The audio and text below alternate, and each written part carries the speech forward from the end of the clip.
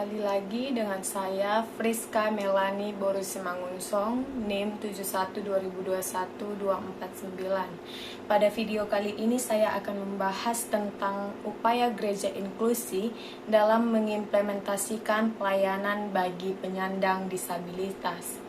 Namun sebelum kita lebih jauh membahas tentang upaya gereja inklusi terhadap kaum disabilitas, kita harus perlu mengetahui apa sih arti disabilitas? Penyandang disabilitas merupakan seseorang yang memiliki keterbatasan fisik, gangguan mental atau intelektual atau sensorik yang berlangsung dalam waktu yang lama. Karena keterbatasan tersebut, mereka dapat menghadapi hambatan dan kesulitan dalam berinteraksi dengan lingkungan sekitar. Hambatan ini menghalangi mereka untuk berpartisipasi secara penuh dan efektif dalam berbagai kegiatan sosial, di mana hak ini berbeda dengan seseorang yang tidak memiliki disabilitas atau non-disabilitas. Dari hal ini kita bisa melihat bahwa terkadang kita lupa akan keberadaan mereka dengan fisik yang terbatas. Tanpa disadari, kita juga mendiskriminasi mereka, menjadikan mereka sebagai kelompok minoritas. Padahal mereka juga memiliki hak yang sama dalam kehidupan bermasyarakat. Untuk itu, dari hal ini, penyandang disabilitas juga memiliki hak-hak untuk berpartisipasi sepenuhnya, di mana mereka juga harus dihormati dan mendapatkan kesetaraan dengan hak-hak non-disabilitas lainnya. Sebab pada dasarnya manusia diciptakan oleh Tuhan itu setara. Ada beberapa kebutuhan penyandang disabilitas secara umum. Yang pertama, diperlakukan dengan baik.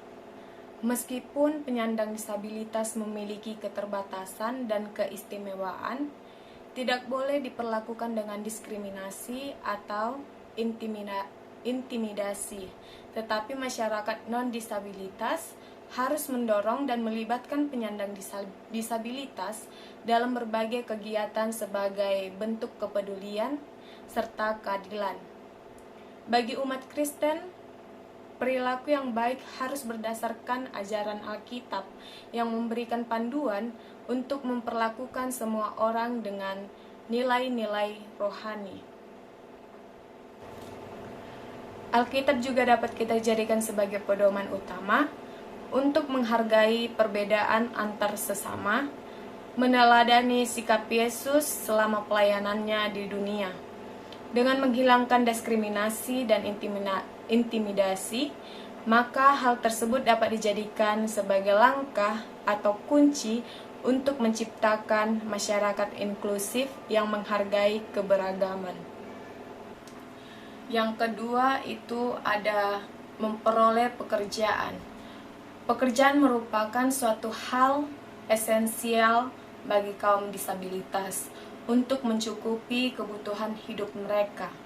Pekerjaan juga memainkan peran penting dalam kehidupan semua orang, termasuk kaum disabilitas. Hal ini tidak hanya memberikan penghasilan yang dibutuhkan untuk mencapai kebutuhan hidup mereka, tetapi juga memungkinkan mereka untuk merasa dihargai dan terlibat secara aktif dalam masyarakat. Pemerintah bersama dengan berbagai elemen masyarakat termasuk gereja juga harus berperan aktif dalam memastikan ketersediaan pekerjaan yang sesuai dan layak bagi kaum disabilitas. Oleh karena itu, penting bagi pemerintah, masyarakat, dan gereja untuk menciptakan lingkungan kerja yang inklusif dan mendukung, di mana kaum disabilitas dapat merasa diterima dan dihargai atas kontribusi mereka. Kebutuhan yang ketiga yaitu memperoleh pendidikan, yang dimana pentingnya memberikan kesempatan yang setara bagi penyandang disabilitas dalam mendapatkan pendidikan yang sesuai dengan kebutuhan mereka, yang dimana pendidikan merupakan suatu kewajiban dan juga strategi yang bijak dalam membangun masyarakat yang inklusif dan berkeadilan. Diskriminasi berdasarkan kondisi fisik atau mental itu hanya akan memperkuat perbedaan sosial dan menghambat kemajuan individu serta masyarakat secara keseluruhan. Pentingnya memberikan akses pendidikan yang setara bagi penyandang disabilitas untuk berkembang dan berkontribusi. Tidak adanya kesempatan yang setara dalam pendidikan hanya akan mengurangi kesempatan individu untuk mengoptimalkan potensinya. Melalui pendidikan yang inklusif, penyandang disabilitas dapat mengembangkan keterampilan, pengetahuan, dan kemandirian yang diperlukan untuk berpartisipasi secara aktif dalam masyarakat. Kebutuhan yang keempat, memperoleh aksesibilitas, yang dimana aksesibilitas merupakan suatu hak fundamental yang harus dinikmati oleh semua individu termasuk kaum disabilitas. Setiap orang berhak untuk mengakses lingkungan, layanan, dan fasilitas dengan mudah tanpa hambatan, baik itu tempat tinggal maupun tempat ibadah. Penyandang disabilitas juga harus memiliki akses yang sama dengan individu non-disabilitas, yang dimana seringkali memerlukan penyesuaian tertentu untuk memenuhi kebutuhan mobilitas mereka. Dengan memastikan aksesibilitas yang memadai di tempat-tempat ibadah, kita tidak hanya memenuhi hak-hak dasar individu, tetapi juga menciptakan lingkungan yang inklusif dan mendorong partisipasi aktif dari seluruh anggota masyarakat. Kebutuhan yang kelima yaitu memperoleh pemenuhan kebutuhan rohani. Pentingnya memperhatikan dan memenuhi kebutuhan rohani bagi penyandang disabilitas yang sejalan dengan perlakuan adil terhadap semua individu. Kebutuhan rohani memiliki peran yang signifikan dalam membentuk pandangan hidup dan memberikan makna bagi individu, termasuk bagi penyandang disabilitas. Gereja sebagai lembaga rohani memiliki tanggung jawab untuk memahami dan merancang pelayanan yang memadai bagi semua jemaatnya termasuk penyandang disabilitas. Hal ini juga berupaya untuk menciptakan lingkungan yang inklusif dan mendukung bagi semua anggota jemaat.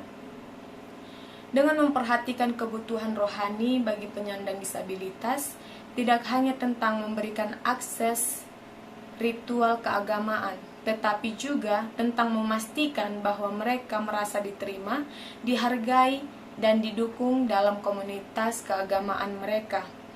Dengan memastikan atau memperhatikan kebutuhan rohani mereka, gereja juga dapat dijadikan sebagai tempat yang inklusif dan memberikan dukungan terhadap penyandang disabilitas, sehingga memungkinkan mereka untuk tumbuh secara spiritual dan merasakan keterlibatan yang dalam akan kehidupan rohani komunitas. Dengan memenuhi kebutuhan penyandang disabilitas, eklesiologi juga harus menjalankan tritugas gereja, diantaranya bersaksi atau marturia, bersekutu koinonia, dan melayani.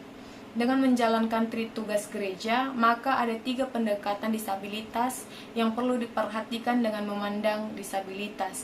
Yang pertama itu ada model medis, yang dimana model ini cenderung memandang disabilitas sebagai masalah individu yang berkaitan dengan kemampuan fisik atau mental seseorang.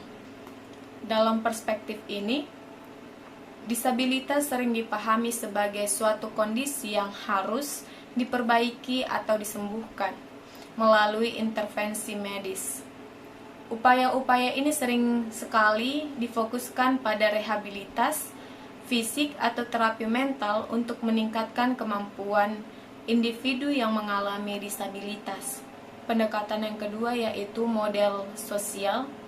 Dalam model ini, disabilitas dipandang bukan sebagai masalah individu, tetapi sebagai hasil dari ketidakmampuan masyarakat untuk menyediakan lingkungan yang inklusif dan ramah bagi semua individu termasuk penyandang disabilitas.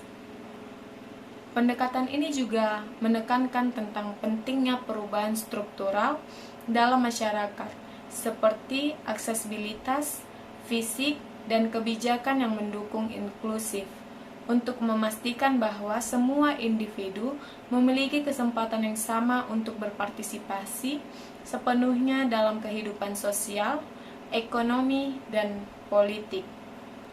Yang ketiga atau model terakhir yaitu model limits atau kekurangan. Nah, model ini yang menekankan bahwa keterbatasan atau ketidakberdayaan itu bagian alami dari kondisi manusia, yang dimana setiap individu memiliki kekurangan dan keterbatasan dalam berbagai aspek kehidupan mereka.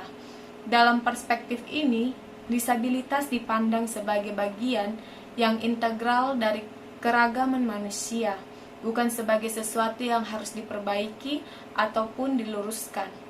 Nah, pendekatan ini juga menekankan tentang pentingnya penerimaan dan integrasi sosial bagi penyandang disabilitas dengan menghapus stigma dan pembedaan yang sering terjadi dalam masyarakat.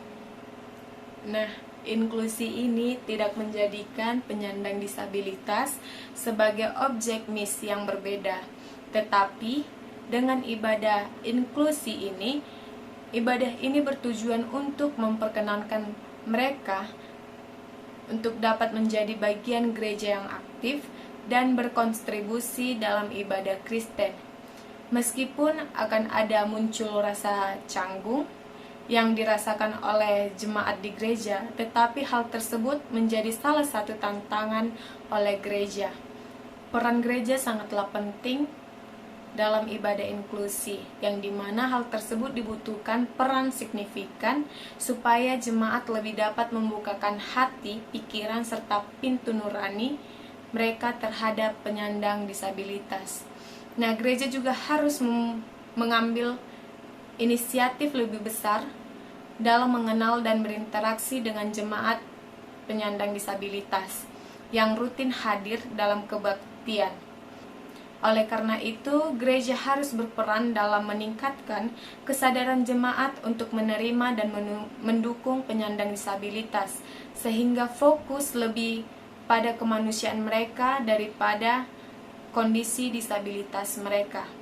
Nah, upaya ini juga bertujuan untuk memperkuat pemahaman komunitas Kristen tentang pentingnya inklusi dan mendorong mereka untuk belajar lebih banyak tentang kehidupan dan kebutuhan penyandang disabilitas. Pendeta juga memiliki peran penting atau tanggung jawab untuk memberikan pengetahuan teologis yang kuat untuk mendorong kebaikan dan inklusi melalui ibadah atau khotbah, sehingga hal tersebut bisa dapat memberikan perspektif baru yang mungkin lebih mempengaruhi jemaat.